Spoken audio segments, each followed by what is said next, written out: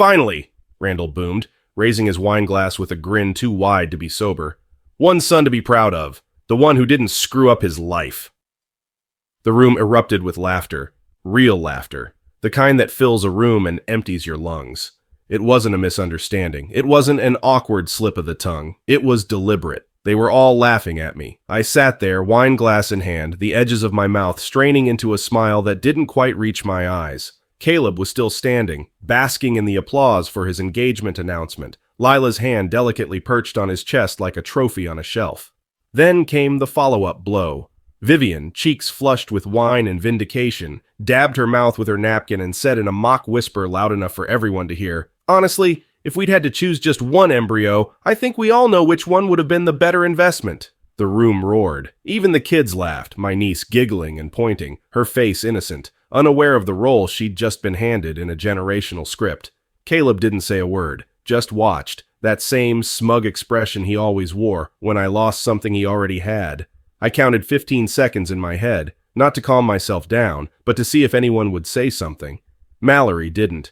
Randall refilled his glass. Vivian reached over to touch Caleb's arm. Lila's parents were whispering something to each other, smirking behind their wine. No one came to my defense. 15 seconds of clarity. Then I stood up, placed a crisp $50 bill on the table, straightened my jacket, and walked out. No one followed me. No one stopped me. They just laughed as I left. And that was the last time I ever sat at their table. My name is Elias Monroe, and I was born 7 minutes after my twin brother Caleb. Same face, same birthday, same crib, same stroller, same matching sweaters for years, but somehow we were never the same, at least not to our parents. Our mother, Vivian, came from old money. She liked her world curated. Neutral colors, classical music, social clubs, and polite perfection. Our father, Randall, came from grit. He worked his way up in the construction business and wore his success like a badge. He always said he valued hard work and integrity. Turns out what he actually valued was status, appearances, winning. Caleb was a natural at winning. Even as toddlers, the difference started to show. Caleb was loud, charming, and loved attention. He learned to walk first, talk first, throw a ball first. I was quieter, thoughtful, obsessed with puzzles and picture books. I'd sit in the corner drawing for hours while Caleb would be outside riding his tricycle in circles while our parents clapped and cheered. Vivian adored Caleb. She used to dress him in little suits and brag about his vocabulary at dinner parties. Me, I was the sensitive one, the late bloomer, the one she worried might not thrive. She'd say it kindly, even sympathetically, but always just loud enough for someone else to hear. Randall, on the other hand, didn't say much, but he didn't have to. He lit up when Caleb entered a room and barely glanced when I did.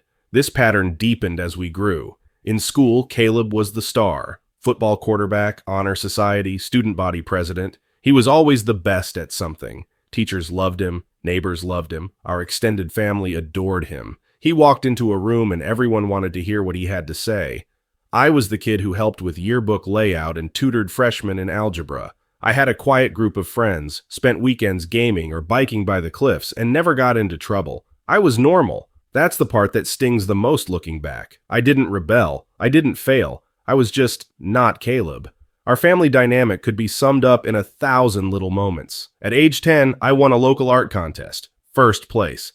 My mother glanced at the ribbon and said, "That's nice, but Caleb's spelling bee is this weekend. Let's focus on that."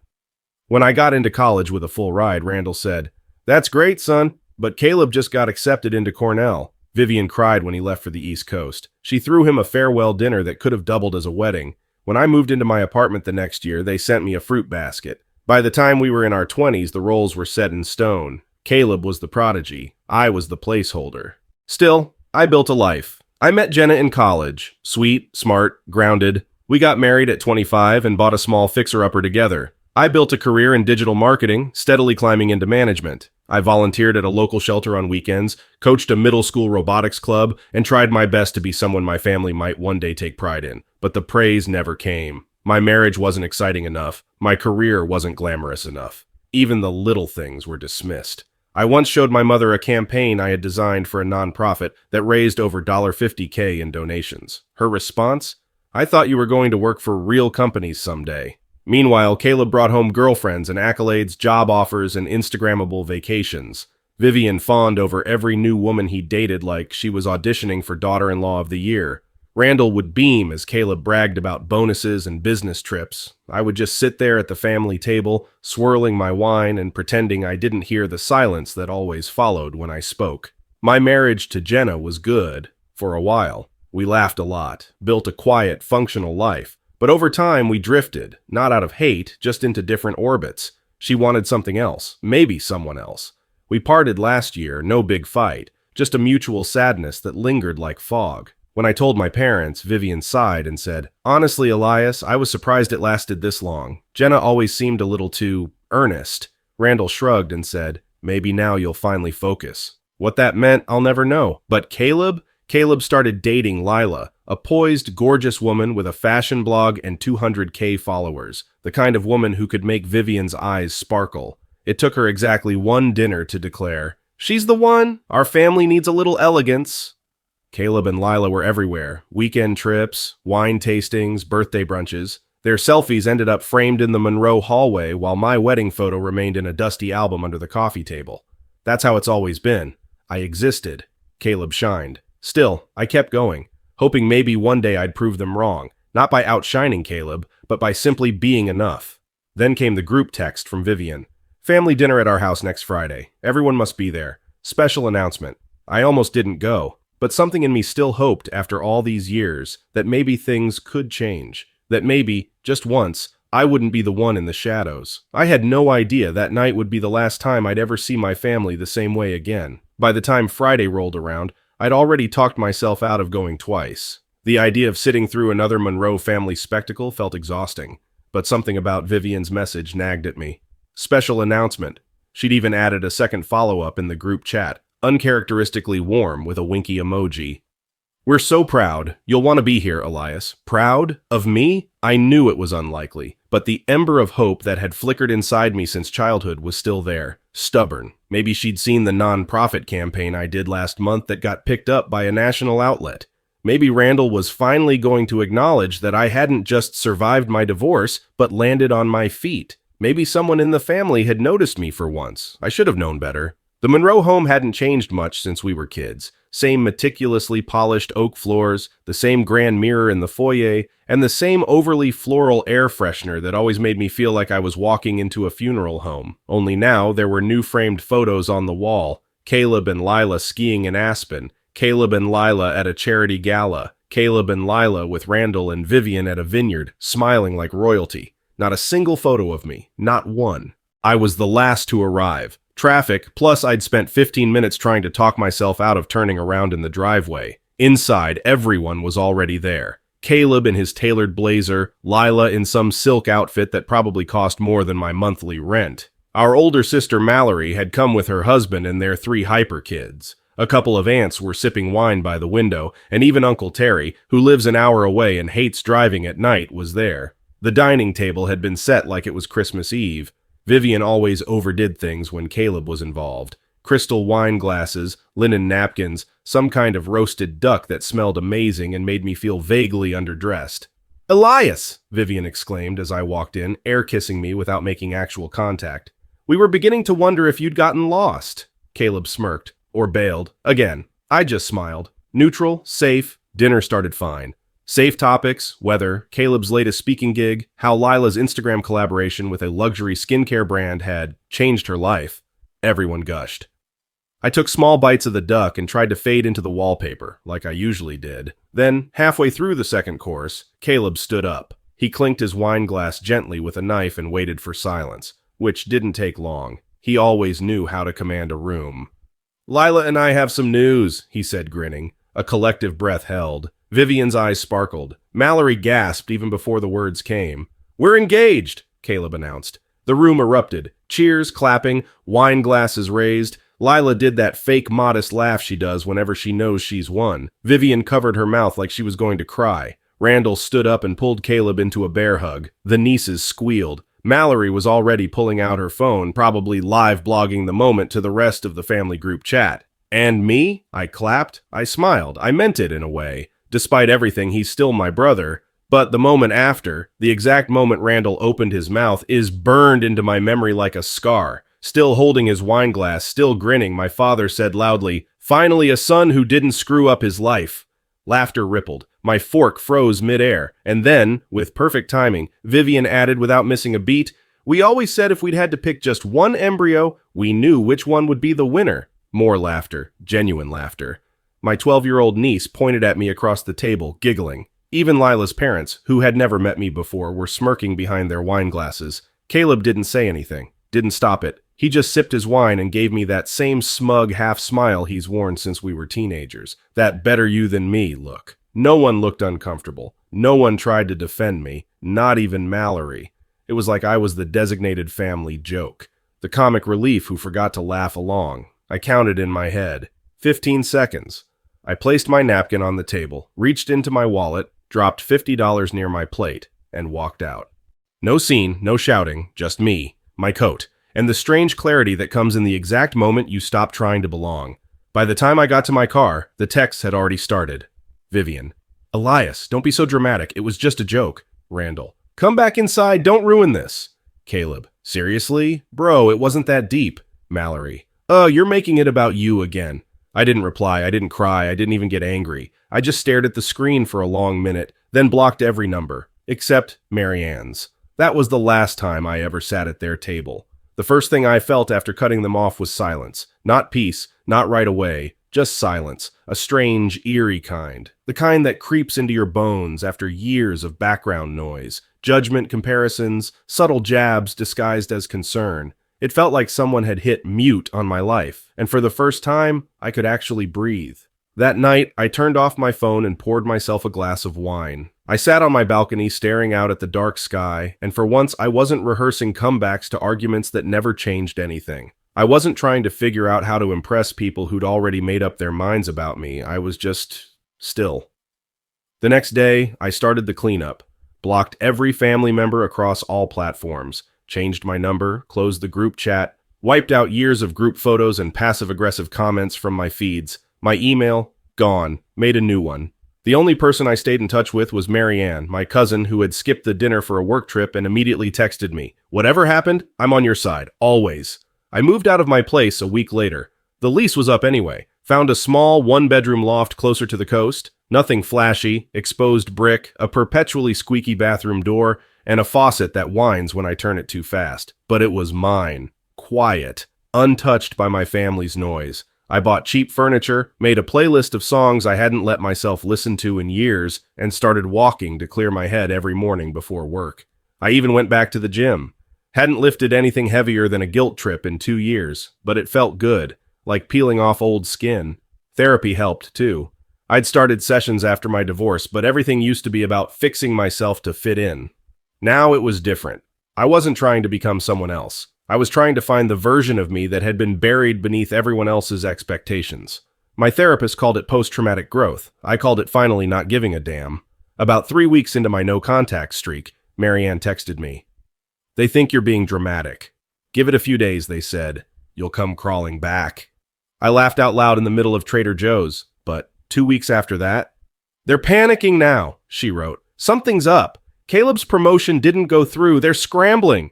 The cracks were starting to show. Marianne told me Caleb's fancy new job offer had mysteriously vanished. No one would say why, but Lila's Instagram post suddenly shifted from champagne brunches to vague quotes about resilience and rising from ashes.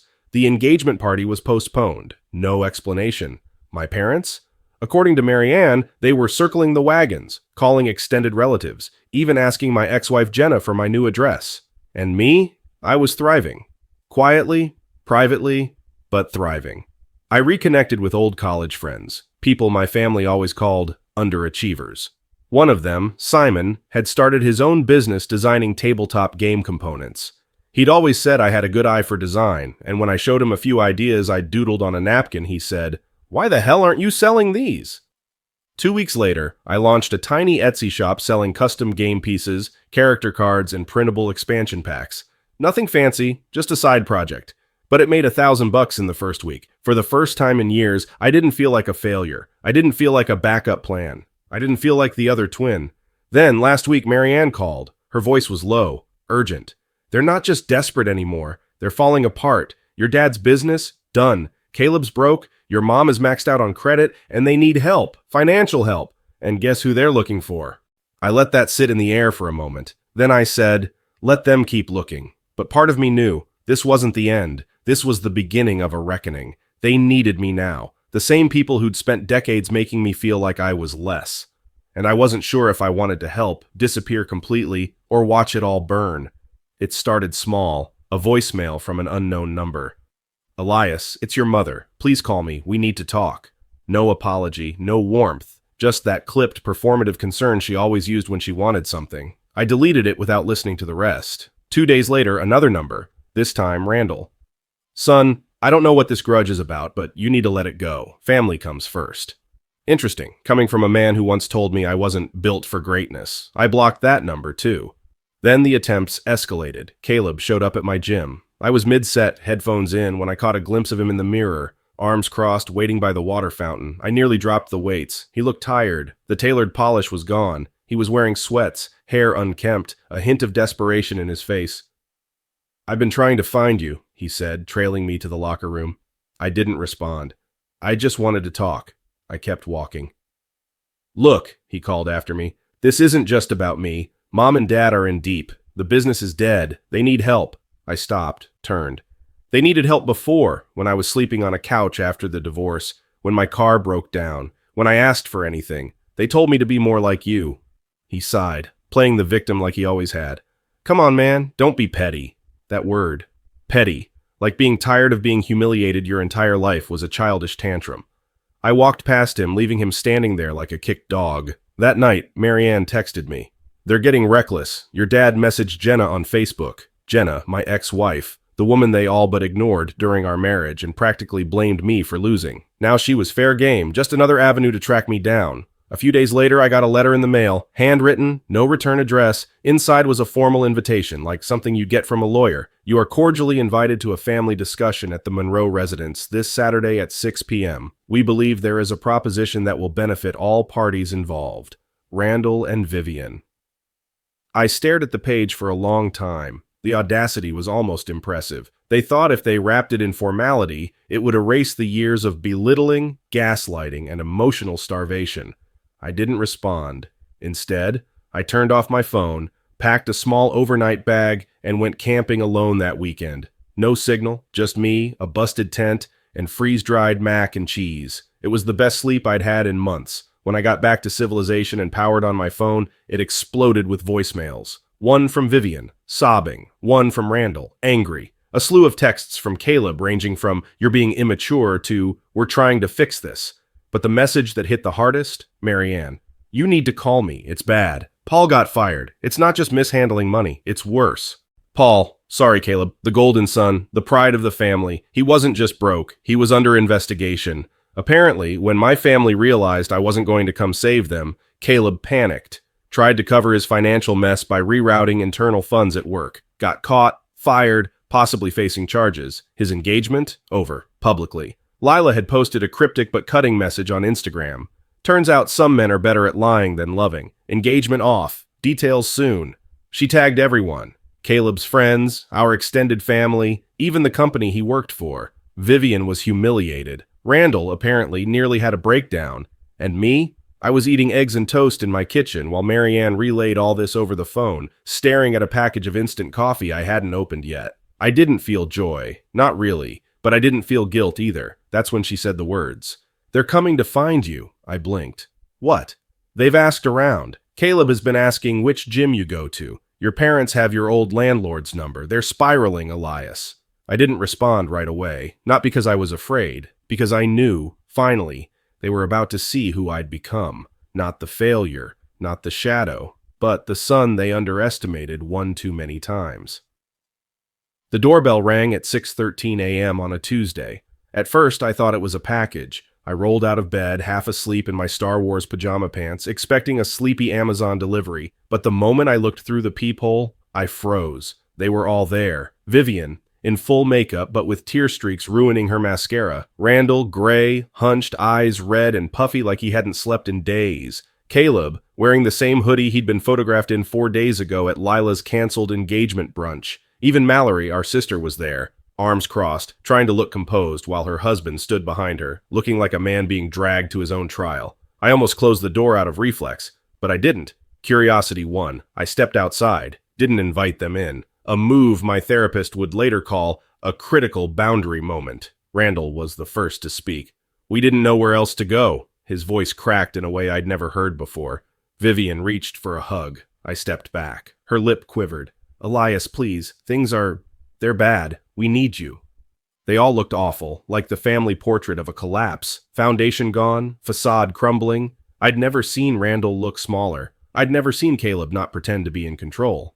I waited. Randall finally explained it all. His company had lost its biggest contract 3 months ago. Suppliers started demanding payment up front, and credit lines dried up. Vivian's shopping habit had caught up with them, 12 maxed-out credit cards. The house was in foreclosure. They'd taken out a second mortgage and still couldn't make ends meet. Caleb had been officially terminated, pending legal review. His former employer was filing to recover lost funds. His bank accounts had been frozen pending investigation. Vivian sobbed, "We're ruined." Mallory, voice low, added, "We're living with them now. All of us. It's not good."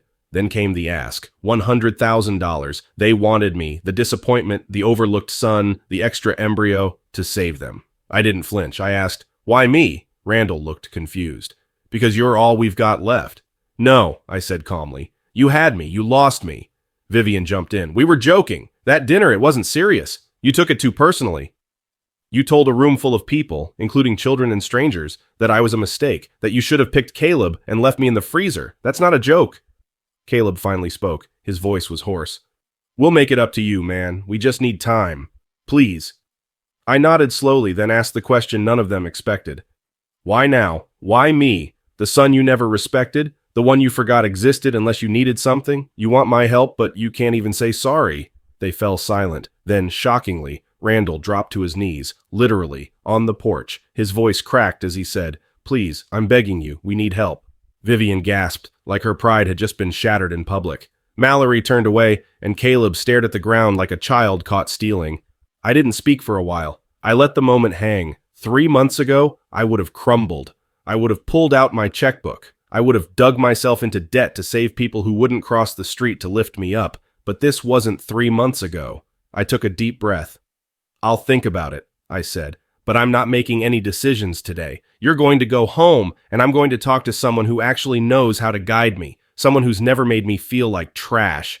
Randall looked like he wanted to argue, but Caleb put a hand on his shoulder and shook his head. They left without another word. I went inside, made coffee, stared out the window for a long time. Then I called my therapist and booked an emergency session. When I told her what happened, she didn't say, "I told you so." She just smiled and said, "You held your ground. That's what boundaries look like."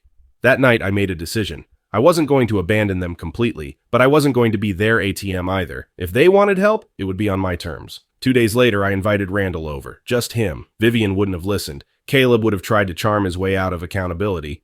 And Mallory, well, I didn't know where she stood yet. But Randall? I wanted to see what he looked like without the rest of them as backup. He arrived on time for once, wore a blazer that didn't fit quite right anymore, and shoes that looked like they'd survived a downpour. He was clutching a manila envelope, probably filled with financial breakdowns he hoped would guilt me into opening my wallet. I didn't ask him to sit. I let him stand awkwardly while I made coffee, slowly, silently. Let the quiet work for me the way they always used it against me. Eventually, I took a seat at my wobbly kitchen table and nodded for him to do the same. Then I laid out my terms. 1. A formal written apology from everyone who was at that dinner. I wanted each person to acknowledge what they said and what it meant to me. No "sorry you felt that way" nonsense. Real apologies. Signed. 2. Family therapy, 6 months minimum, once a week, no exceptions. If they wanted to rebuild anything, they'd have to face their patterns head on. 3. Vivian gets professional help for her spending addiction. 4. Caleb takes full legal and financial responsibility for his own mess. I wasn't shielding him. Not now, not ever. 5. I would help them restructure their debt, build a budget, connect them with free legal and financial aid resources, but I was not giving them a dime of cash, not $1. Randall stared at me as if I had spoken in another language. You're serious?" "Dead serious." He blinked, then laughed, not out of amusement, out of disbelief. "You expect us to, what, sit in a circle and hold hands like this is some after-school special?" I didn't flinch. "I expect you to finally treat me like a human being, or I walk, permanently." Randall's face tightened. He looked old, tired. For the first time in my life, I saw what it looked like when my father was powerless, and he hated it. "You're being unreasonable," he snapped. Family doesn't put conditions on helping each other. I stood up, walked to the door, opened it. Then I guess you'll need a different family. He stood there a moment, seething. Then he left without another word. An hour later, Marianne texted me a screenshot from Vivian's Facebook page, a full-blown rant.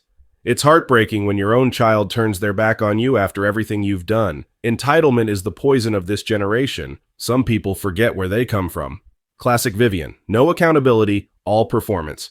But something unexpected happened the next day. Mallory called. She hadn't reached out since the dinner, not once. I assumed she was firmly in their camp, but her voice on the phone was shaky, raw. "I can't do it anymore," she whispered. "Living with them, it's toxic. My kids are picking up on it. The judgment, the yelling, the chaos." She was crying. Not performatively, really crying. "I'm sorry I didn't say anything at dinner. I didn't want to be next." That hit me harder than I expected. We talked for hours that night. After the kids went to bed, she told me her marriage was falling apart. Her husband had lost his job months ago and hid it from her. They were drowning financially. She'd gone along with the Caleb is King act because it kept the spotlight off her, but it also kept her from being honest with anyone, especially herself. "I didn't protect you," she said. "I should have, and I want to now. I want to do better." It was the first real apology I'd ever received from anyone in my family. The next week, I helped Mallory and her family move into a small apartment across town. I covered the security deposit, the only money I've given anyone, and helped her husband rewrite his resume. They both agreed to start therapy, separately and as a couple. It wasn't everything, but it was something. A few days later, I got an email from Caleb. No apology, no explanation, just a resume attached and a one-line message. "Can you put in a good word for me at your company?" I didn't respond. I didn't need to. This wasn't his world anymore. It happened on a Thursday. I was working from home, finalizing a product listing for a new board game bundle, when the doorbell rang again. I half expected it to be another package, or maybe Caleb returning to beg in person now that I hadn't replied to his email. But it was Randall, alone, no blazer, no papers, no forced smile, just a man who looked like he'd aged 10 years in the last 3 months. His shirt was wrinkled, his hands trembled slightly, and for the first time in my life, he didn't speak with the booming voice of authority. "Can I come in?" I didn't say yes, but I didn't close the door either. We ended up sitting at my kitchen table again, the same one with the wobbly leg I still hadn't fixed. He didn't ask for coffee, didn't offer small talk. He just said, "I'm sorry." Not, "We're sorry you felt hurt." Not, "It was a joke," a real apology. He cleared his throat, looked me in the eye and said, "We treated you unfairly. We favored Caleb, no question. We made you feel small because we were afraid of what we couldn't understand. You were quiet, thoughtful, different, and instead of valuing that, we resented it." I didn't move. He kept going. "I pushed Caleb hard because I saw myself in him, but you were something else. Someone I couldn't control, so I dismissed you, made you the scapegoat. And Vivian, she mirrored everything I did. That dinner, those jokes, none of it was okay. It was cruelty, dressed up as tradition."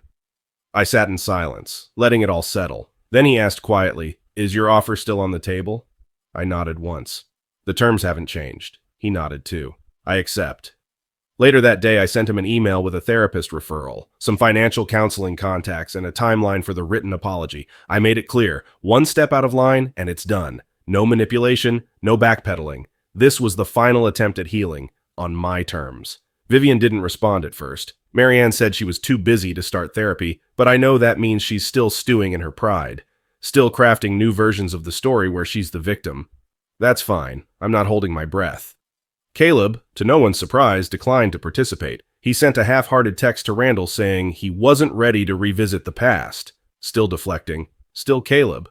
But Mallory and her husband, they showed up. We started small. Sunday dinners at my place, board games with the kids, quiet check-ins, honest conversations. I watched her soften around her children, finally allowed to be human instead of pretending to be perfect. She even started showing up to therapy, called me after her second session and said, "I don't think I've ever told the truth out loud before." I told her I understood. The biggest shift, though, wasn't in them. It was in me. I stopped waiting for validation, stopped performing for scraps of approval. I started waking up without dread. I found joy in the slow rhythm of my own life. I stopped checking Facebook, stopped wondering who Caleb was dating now. Stopped caring about whether my parents would ever frame one of my photos, because I was building something new, a life that wasn't built on being less than, a life that didn't revolve around earning a seat at their table. I had my own table now, still wobbly, still imperfect, but mine. But